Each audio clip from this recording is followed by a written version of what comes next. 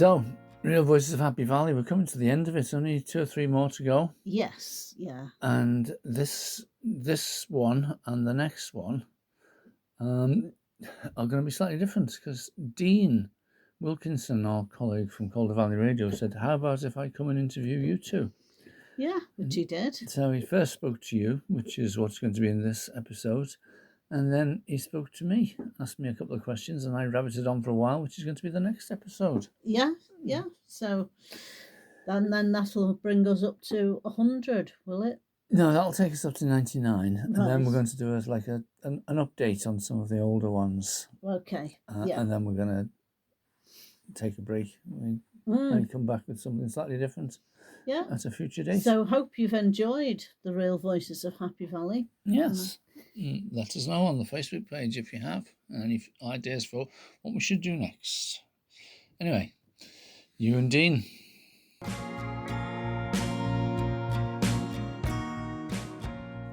We're joined by Viv Boardman now. Hi, Viv. Hi, Dean. So let's, we're turning the tables this time. Obviously, you yourself and Dave obviously interview many voices across the Calder Valley. That's right, yeah, Voices of Happy Valley, yeah. But I'm going to turn the spotlight, and we're going to put the spotlight on you now. Oh, well, let's see how that goes. Don't know how interesting it'll be. I'm sure it'll be really interesting. So let's go back to, obviously, I've got here that you was in journalism. Yes. When did you? How did that start? I just always wanted to write things, and so when I was at school, there was no question of going to university or anything like that. But people said to me, "You do well to get a certificate in shorthand typing because they need those skills, and it'll just give you a step up." So I did that. I spent a year doing shorthand typing and office studies, and then just went after a job on a local paper, and I got it. Yeah. Except that I didn't have enough O-levels. You were supposed to have 5 O-levels, as they were called then, GCSEs. Now I only had 4. And instead of just lying and saying, "Oh yeah, I've got 5," and thinking they wouldn't check, they said, "Oh, you'll have to take the other one. You can have, a probationary period as a paper."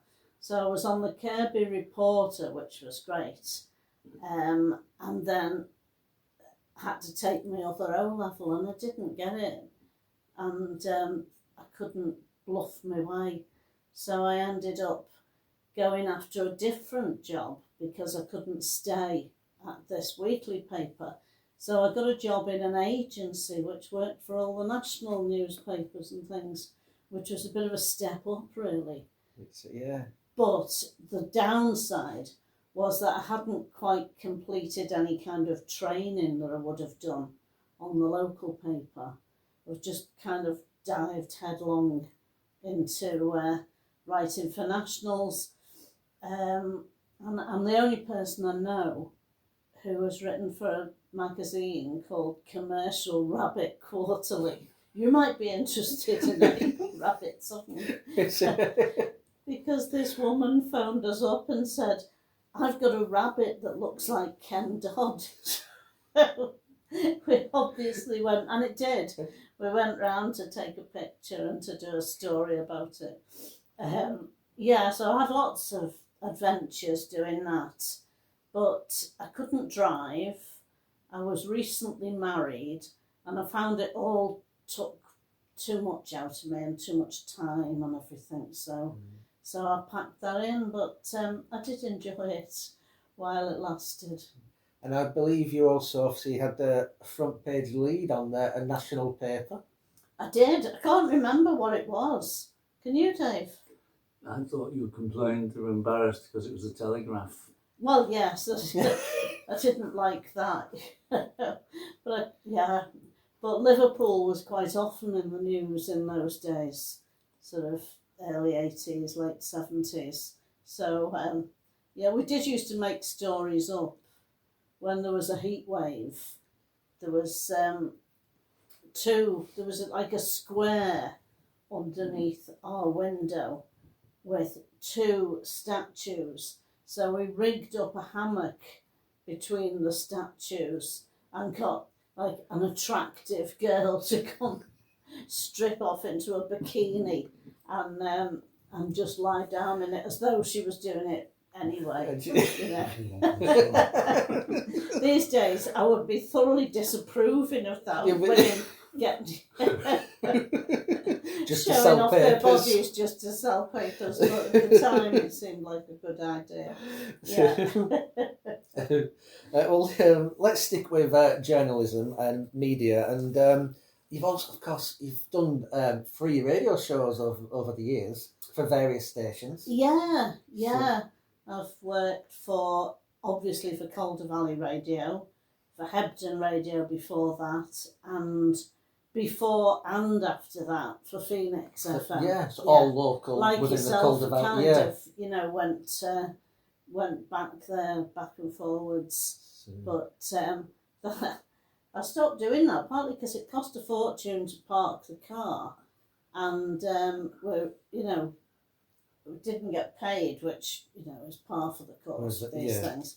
But I didn't like it costing me so much money just to go to work. I thought, don't know what I thought. Everyone should have a whip round for me, to park. So, and then, obviously, on your time on those stations, did you get to interview various people? Yes, I used to do a show called Art and About, which was obviously about art, and I'd interview local artists for that, and any more well-known ones who were coming to the area, and on Phoenix I interviewed Howard Jones, because he was going to be playing at the Victoria. So you got to, Yeah, and he was really interesting. He was lovely. He's from Leeds, and he said he used to watch, what was it called? The Good Old Days. Oh. With his mum and dad and his sister, which was a nice kind of image, and of course that's filmed at Leeds Varieties. So we were talking about that, and just really nice guy. Yeah. As well as obviously the radio and journalism, you've made appearances on TV. Oh God, yeah, on 2 TV quizzes. First one was what's it called? Anne Robinson. The Weakest Link. On The Weakest Link. Yes, yeah. And that I went on that because I was working at the time at a cafe in Hebden Bridge, making sandwiches upstairs, and I had to mop the floor, and apparently I didn't do it properly, and she sacked me because she said people could slip up on this floor and it was dangerous. And I thought, oh right, okay, I've been sacked from a job making butties. That's not quite humiliating enough. So I think I'll go on the Weakest Link. So I did. I applied for it, got on it, and got as far as you could without winning any money. Yeah, got to the head-to-head. And then a few years ago, I went on The Chase, and that was fun. But didn't beat The Chaser there. Did you get to meet Bradley Walsh and all that? He's a really nice guy. Yeah, he's only little. Yeah. I think some comedians are. It's how they get through life, little one. So yes, I enjoyed that, but didn't win anything again. I think I'm fated not to actually profit from any of this, and but I've done a few different things. Been extras as well. You've done it. Oh yeah. I was for a few years as an extra on film and telly. I was in prison in Emmerdale, so I was in the visiting room whenever the character who was in prison was visited, they asked me to go as well, to for continuity, and then she got released. That's my. That was the end of your TV career. Yeah. Yeah. Well, in Emmerdale anyway. Yeah. I did. I did get things in other programmes, but I've forgotten what now. Yeah. Mostly things on Sky that we never had. Yes, it was mostly things I couldn't see myself. Yeah. But I was in Emmerdale another time as well. What was that? No, I've forgotten what that was. Sorry. But that was where, it was another prison one. But we were all on a bus. It's where you have your dinner and everything, where you meet in between takes on this double-decker bus. And it wasn't deliberate, but all the prison officers and the police were downstairs, and all those prisoners, baddies, were upstairs. We didn't deliberately separate ourselves. But it's, yeah. So. And when I was on an advert for Smith's toy shops, Smith's with a Y in the middle, and I argued that they should pay me more because I was the only human being in it. There was toys in it. And me, and I said, that's not extra, is it? It's, It's a leading role. Yeah, I know. And I had to play the part of a lollipop lady, ushering these giant tortoises across the road. And they had Ninja Turtle things strapped to their backs, like they were jockeys, like they were being ridden. And I had to see them across the road wearing a outfit, a lollipop lady outfit that was about 10 times too big for me. So it took ages to hoik it up and everything. But yeah, and that was fun. But it was only a pretend zebra crossing. They made it with tape. On Salford, near Salford Quays. But there was one or two cars came along that thought it was actually a zebra crossing, which is just as well, really, because it would run over us.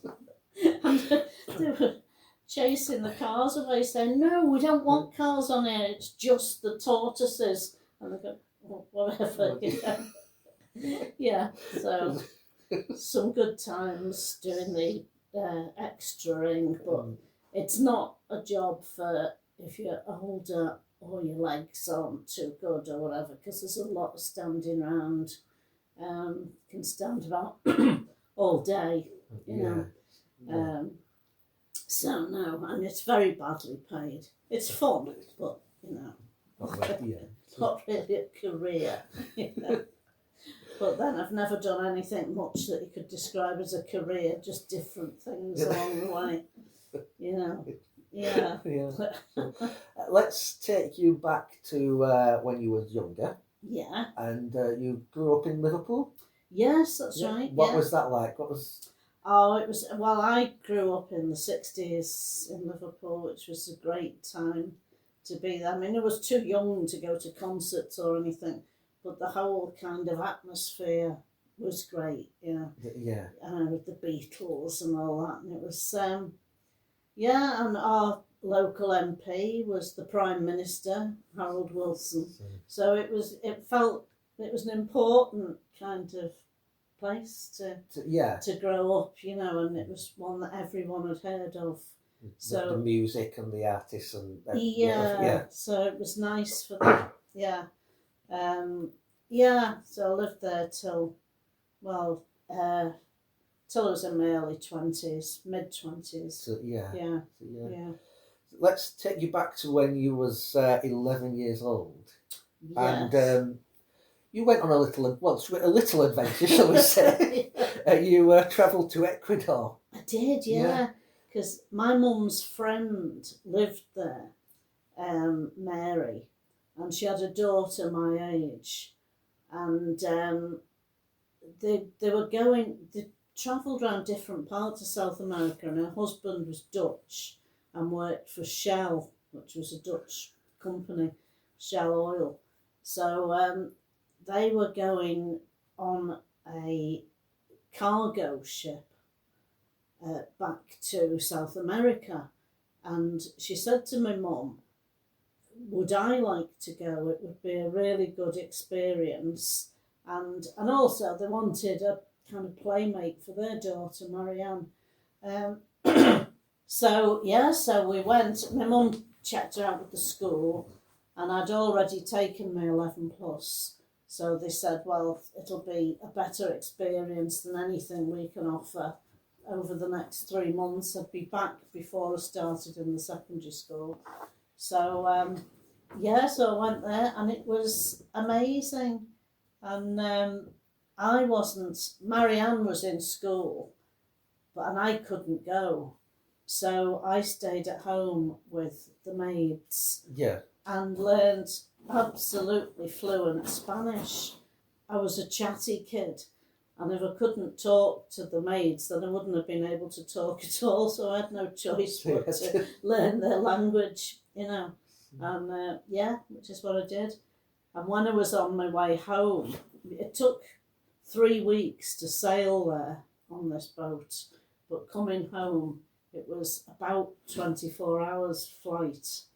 And I came back on my own and it stopped in Spain, in Madrid, I think. And so I got my mum and dad a postcard, even though it wouldn't get there till after me, and I wrote it to them. And the woman in the shop said in Spanish, "Oh, aren't you clever writing English like that?" And I said, "Well, I am English." And she was amazed, and it showed just how, because I wasn't particularly a genius or anything. I think any child just surrounded by a language will speak it. We'll pick it up. Yeah. But I lost it nearly as quickly as I learned it. But all this was whilst she was 11 years old. Yes, yeah. I know, it is... Going to a different country, learning a new language, flying back home on your own. Yeah, I know, it was a lot at the time. It just, it was what was happening, But, and then I passed the 11 plus, apparently, I found out.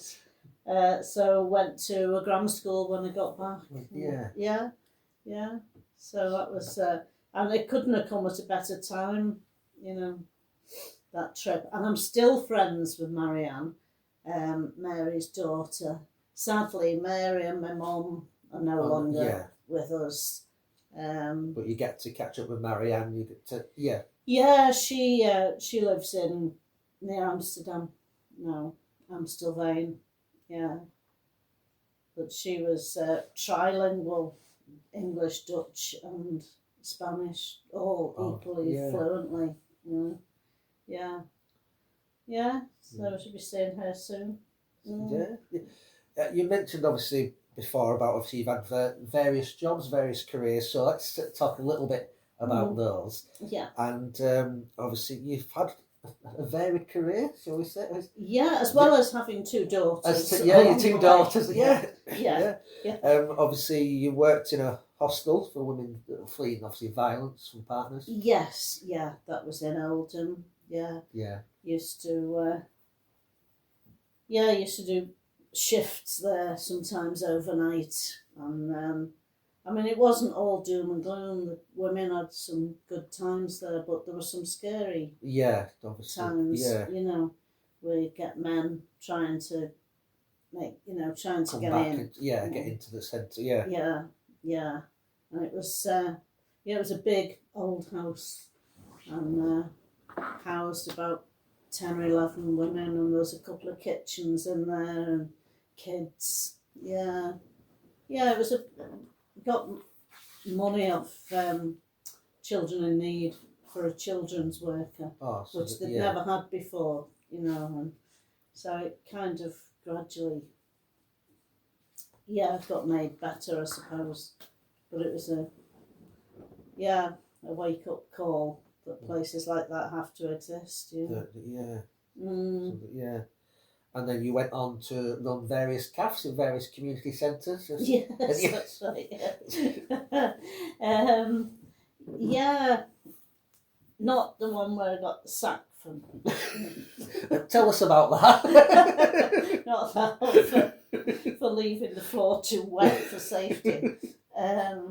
But yeah, I suppose I used to like the thought of youth work or community work, but didn't quite have the confidence to just sit down and talk to people I didn't know. So making food was the easiest way into it. Can make the butties and meals and get talking to people while you're doing it. So it's a kind of way in. So, yeah. It always, listening to you today, it always seemed like you're always involved with the community. You've always really been involved with the community, and I think the Real Voices of Happy Valley podcast seems to be perfect. The next step. Yeah, and that was because Dave and I went travelling because we'd never done it. We had friends who were students and that, but by then we had babies, we were married with kids, so we never got to do that travelling. So we did it when we retired instead, which is where we got the idea from. But and we've moved around a bit. Obviously, from Liverpool, went to East Anglia because David got a job there. Didn't like it. Came back after a couple of years, and went to Oldham, which is where our kids went to school, and I was involved in community centres and things there. Yeah. And teaching literacy, teaching people how to read, because reading to me is such a pleasure that I can't imagine not being able to. And you want to open that world up to people. Not everyone reads for pleasure, I know, but for some people it was just like they wanted to be able to put a bet on, or read what horses were running in the paper, or or help their kids with the homework. That was a big one. They didn't want to feel ashamed when their children could read and they couldn't. Yeah. Yeah. Obviously, you've also worked with adults with learning difficulties as well. You've helped them along the way.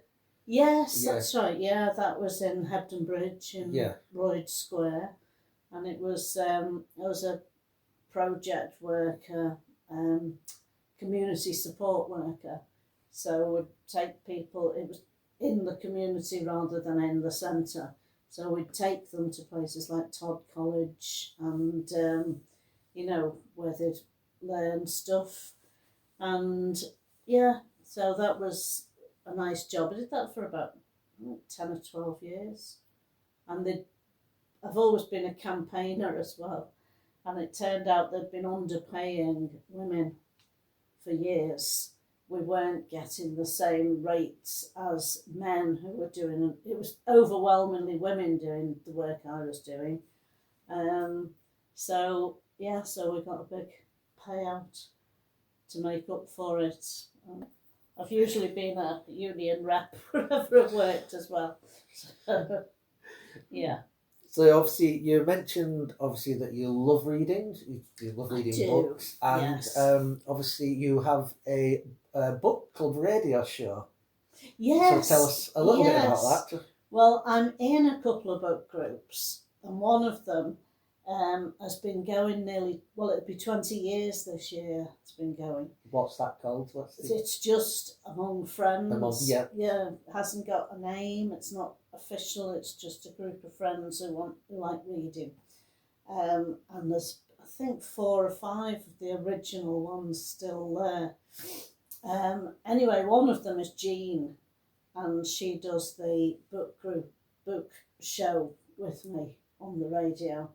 And and it's one of those where we have no idea who's listening, if anyone at all, but we really enjoy doing it. And actually 1 or 2 people have said, "Oh, I heard your show and I really liked it." So, obviously people are listening. I'll give it a little plug now. It's on 2 o'clock till 3, first Friday of the month. except for this month when it's the second Friday, but generally speaking it's the first Friday of the month. And we talk about what we've been reading, and then I'll have done an interview with someone during the month who has something to do with reading, whether it's a librarian or someone who owns a bookshop or whatever it is. Yeah, so that's the reading, which I say is a huge pleasure, and I can't imagine not being able to read.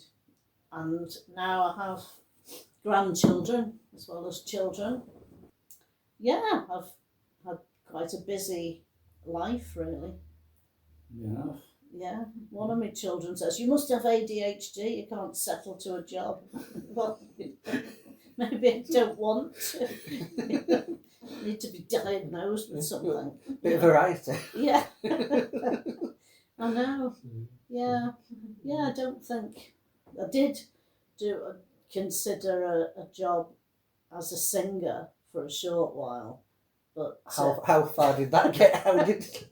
That led to a performance with me and my friend Bev at an art gallery where they were putting on an evening for fundraising, and we we wrote a song and performed it there. But I decided that was enough to really like the spotlight that much. We also did a tribute to Cilla Black.